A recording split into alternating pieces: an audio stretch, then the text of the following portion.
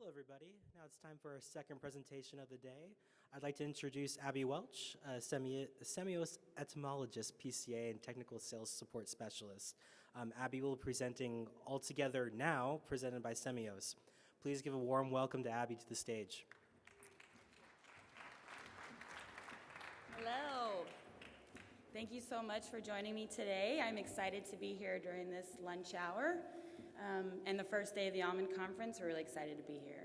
As he said, I'm Abby. I'm an entomologist for Semios, and today I'm going to talk to you about data and why having it all in one place is important for labor cost savings, pest management, integrated pest management, and ultimately reducing damage for navel orangeworm.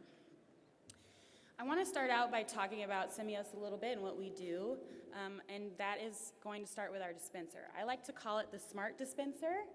The reason for that is because it has multiple sensors within it. It also has GPS coordinates within them. We place them 1 per acre, and they collect data every 10 minutes and report that back to the cloud. That can contain humidity, temperature, and pressure within the environment. These all help us to inform our pheromone application rates, as well as containing proximity sensors. That helps track the actual release of the pheromone so that we know when it's coming out of the can, if it's coming out of the can, and if not, we can correct that action. And that just helps ensure that the grower is getting full coverage all season long. And because this dispenser is a smart dispenser, it also allows us to collect data and be a part of the overall view of your orchard.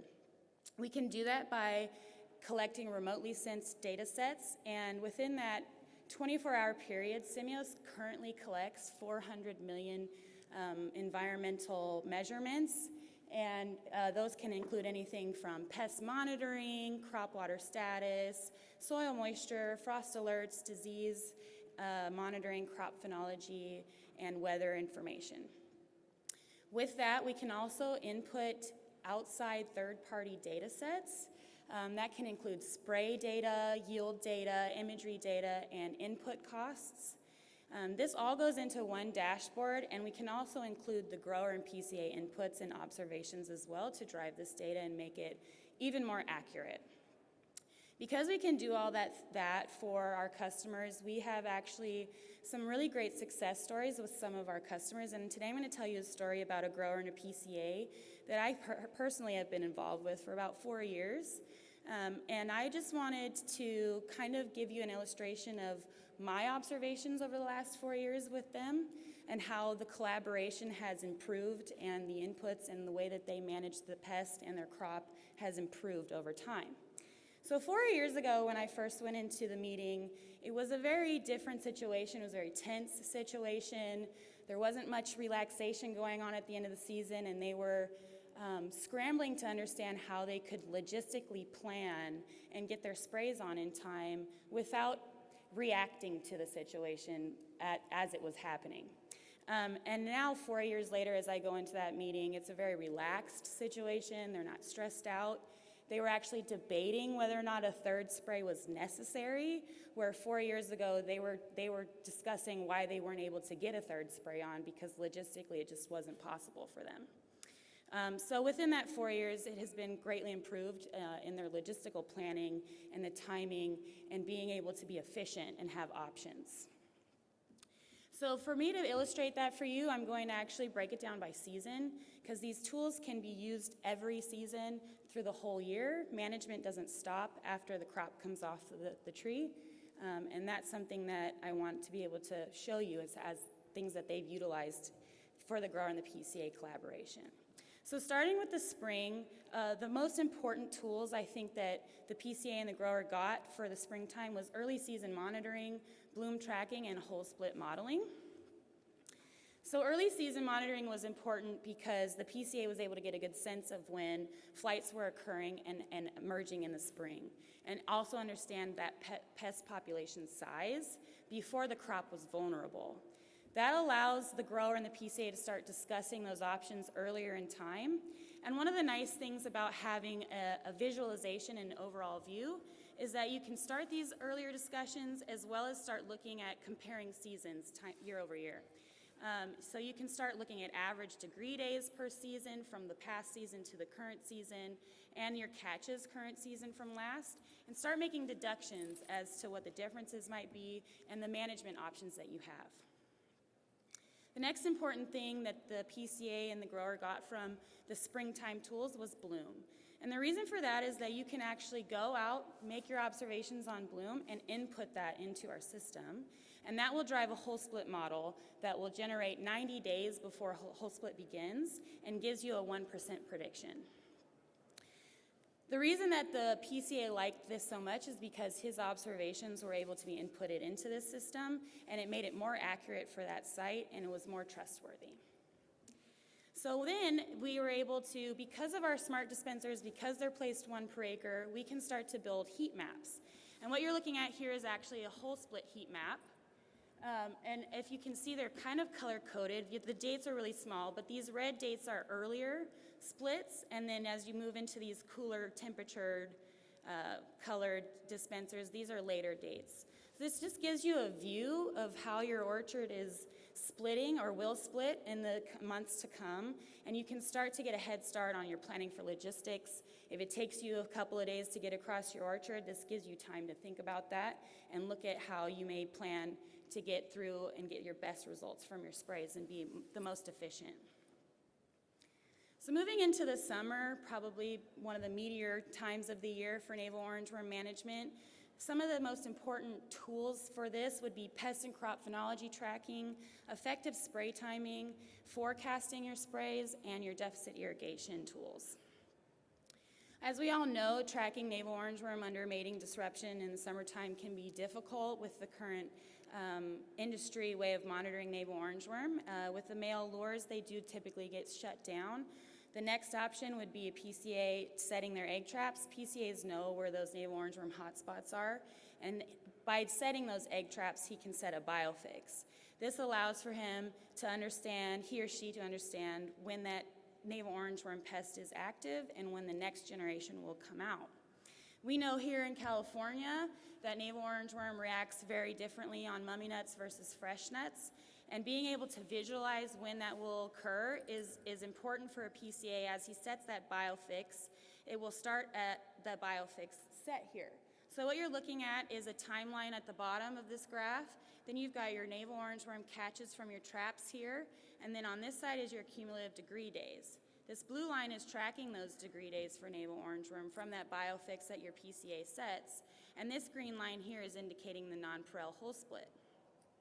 Before whole split occurs, we know that navel orangeworm takes about 1,100 degree days to develop on mummy nuts, but once whole split occurs, that actually drastically changes to about 760 degree days.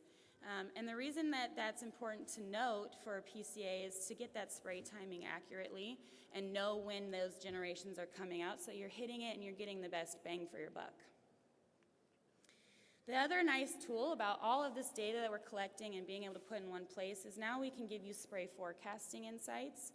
If you know that you need to spray in the next couple of days and you're trying to get it on, but maybe the weather conditions aren't great, you can now actually go in and check out when the ideal conditions may be. It can be broken down by a daily activity or hourly. If you know you have to spray that day, but it's not great, the average for the day is to avoid spraying, you can break that down into an hourly spray and actually check out when during that day might be ideal time to spray and still get some good coverage and avoid that drift, because you want to make sure that you're hitting your target, and avoiding drift is going to be an even better way to be more efficient. So the next thing in the summer is you can check hotspots. I know this looks very similar to the whole split heat map, but this one is actually a degree day heat map. So this is much more in tune with navel orangeworm development, and will give you an idea of where it's hotter in the field, and you can go and scout those areas ahead of time. So if you know that your edges are warmer, you can go and scout that, check out, see if navel orangeworm are in there, if they're moving around and a little bit bigger, or just kind of, you know, it's ready to spray an edge on that side. Or you can start having these conversations and making those decisions together with your grower or your PCA. It also gives you a nice view of how to plan your routes. So if you know that it takes you a few days to get across your orchard, you can actually go in now and look at, maybe I need to start at the northwest side and move from there so that I can get those spots that are vulnerable first and just get better results at the end of the season. The next thing in the summertime with all of these tools that we've integrated is inducing deficit irrigation. The reason for that is it gives you a more even split, your nuts are vulnerable for less time, and you can get them off the tree more quickly. Being able to do that with the tools all in one place is powerful because now you can start checking your plant health and stress, and make sure you're not stressing your trees too much and causing permanent damage, but also getting that deficit irrigation that you want so that you can minimize your navel orangeworm damage. Okay, so moving into the fall, there are some late season varieties. We've had a few customers that have had nuts on the tree as late as October 10th, maybe even later sometimes. And so there's some late season navel orange activity that you may want to monitor and make some decisions to keep those nuts that are still vulnerable protected. So we've talked about these emergence flights a little bit. We've also talked about the whole split flights, but now let's talk about these other flights at the late season that are occurring here in September and October. If you still have nuts on the tree, you're gonna wanna continue to monitor your navel orangeworm, and you can go in and check your daily trap count activity as well as catches per day and identify the level of activity for your pest and decide if there's necessary action to take. Moving into the winter, I think winter was also a very powerful time for the PCA and the grower because at this time of the year is when they have time to reflect on what they've done, compare their seasons, and reflect on their spray timing. The comparing your seasons tool is a very powerful one because it helps you visualize things that you may have done differently or similarly to the year prior, and you can start to make deductions from that. So you can start asking questions on average, was this year warmer or colder? Was I seeing more navel orangeworm activity during certain times of the year versus last year? And then you can start to guide your year-end reviews and your data to help take away lessons for the next season. The other thing now with this integration of all of your data in one place is you can actually compare your sprays now from last season. So now we can integrate your spray data from current and previous seasons. So let me just set this up for you right quick so you know what you're looking at. At the bottom is the timeline of the year.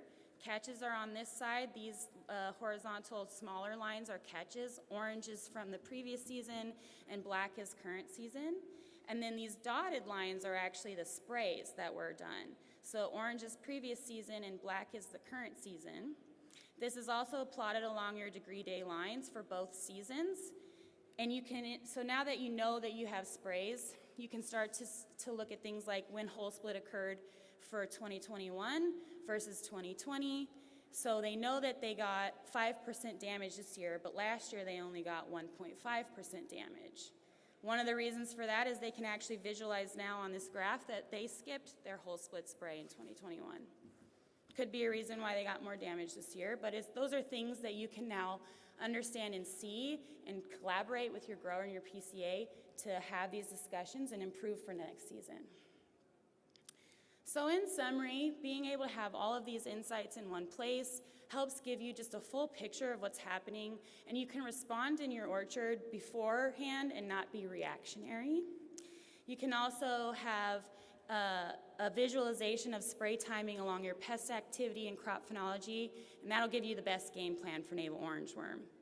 We know navel orangeworm is not the most simple pest to monitor or control, so having all of the tools that you can to monitor it and control this pest is going to get you a long way, and it just allows for a really good collaboration between the grower and the PCA.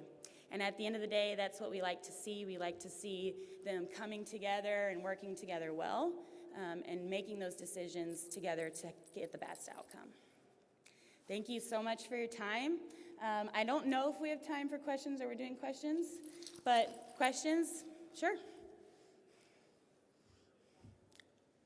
If not, we do have a booth, so you guys can come see us later and chat with us then as well. Yeah.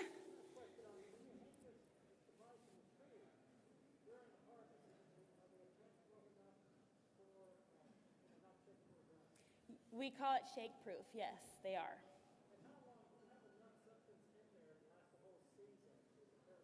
Yes, we do. Yep. So we're a variably rate mated disruption company, and because of the fact that they're remotely controlled and we are able to control and schedule them from a computer, we can change that rate through time. So as the crop and the pests are active and the crop is vulnerable, we increase that rate.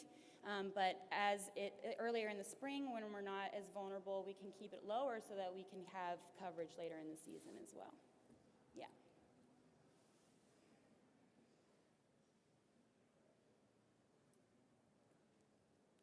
All right, thank you so much. Come visit us at the booth and have a great conference.